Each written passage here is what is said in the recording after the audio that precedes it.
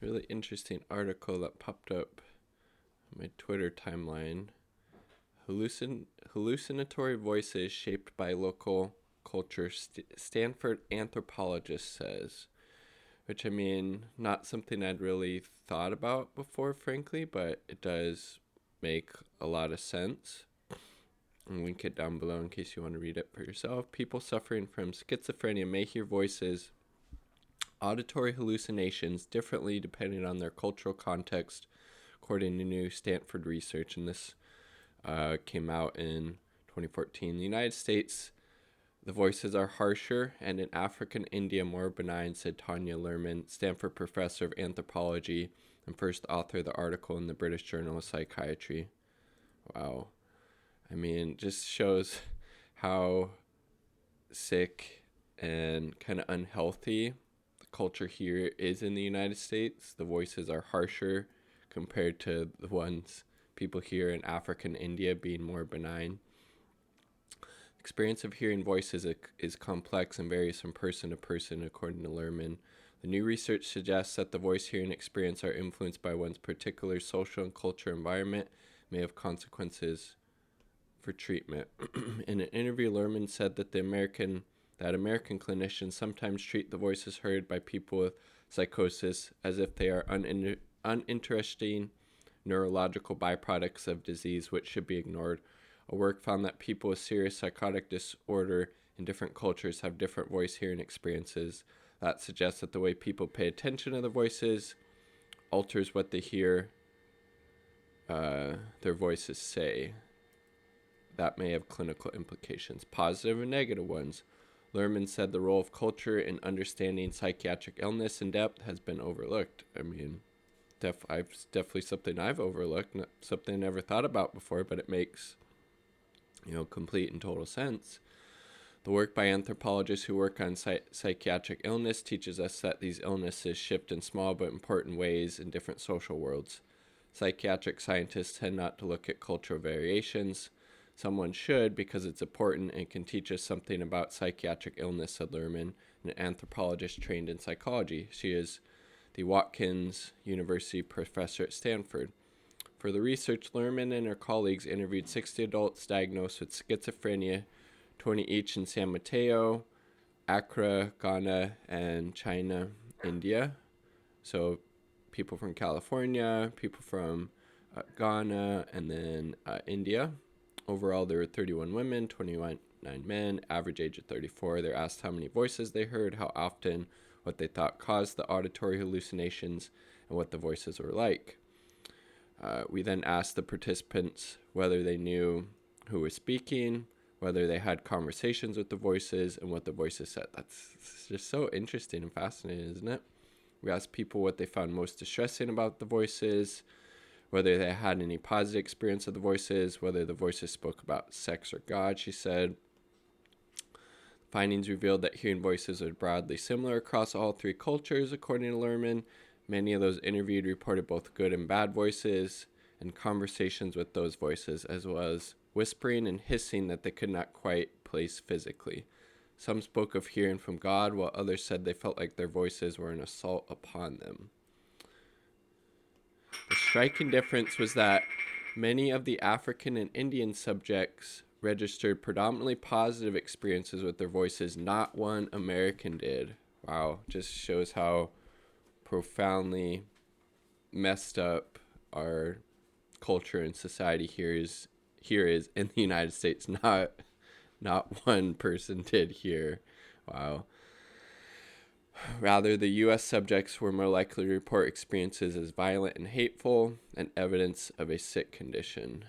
And I mean, we're profoundly sick society here, so it makes complete sense that those voices that people with schizophrenia hear are violent and more disturbing than those people in India and Africa.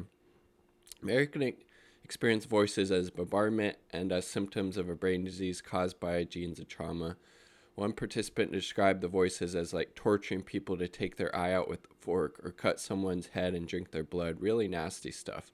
Other Americans, 5 of them, even spoke of their voices as a call to battle or war. the warfare of everyone just yelling.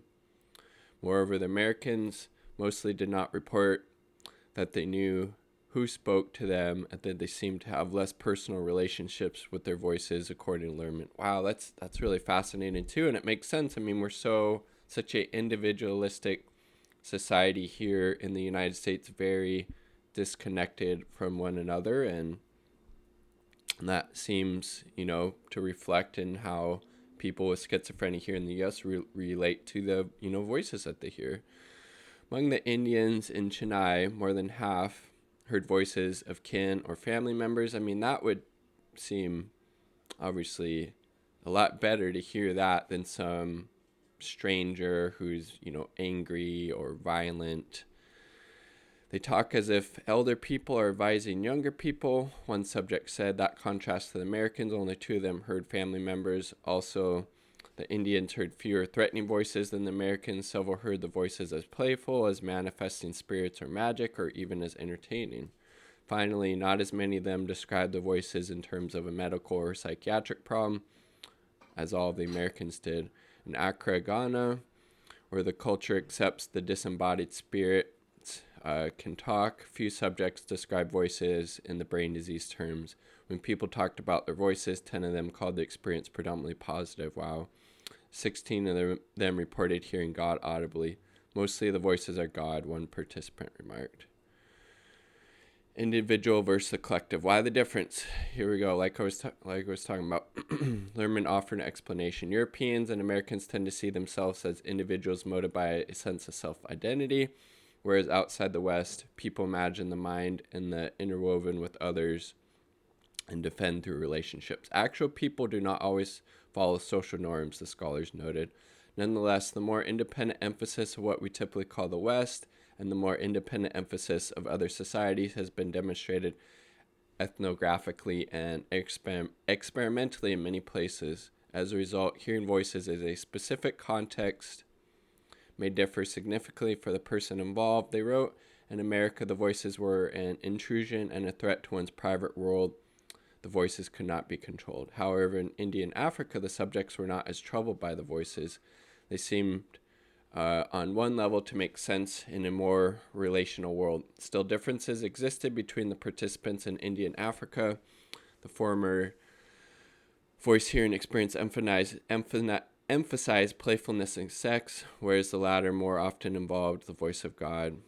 The religiosity or urban nature of the culture did not seem to be a factor in how the voices were viewed. Lerman said, instead, the differences seem to be that Chennai, India, and Accra, Ghana participants were more comfortable interpreting their voices as relationships and not the sign of a violated mind, the researchers said. Wow. Very, very, very fascinating. And again, not something I had thought about before, but it makes total sense that the voices somebody hears when they have schizophrenia is impacted by, the culture and the society that they live in, and really feel bad for the folks in the United States who have this because, the voices tend to be, not coming from a familiar source. They tend to be more, violent. So definitely would rather be in, Africa or India if happen to have schizophrenia. But again, just another sign of how rotten to the core the United States is, and the West, I guess, more broadly. Those are my thoughts. Share yours down below. Subscribe for more content. If you like the video, like the damn video. Peace. Much love.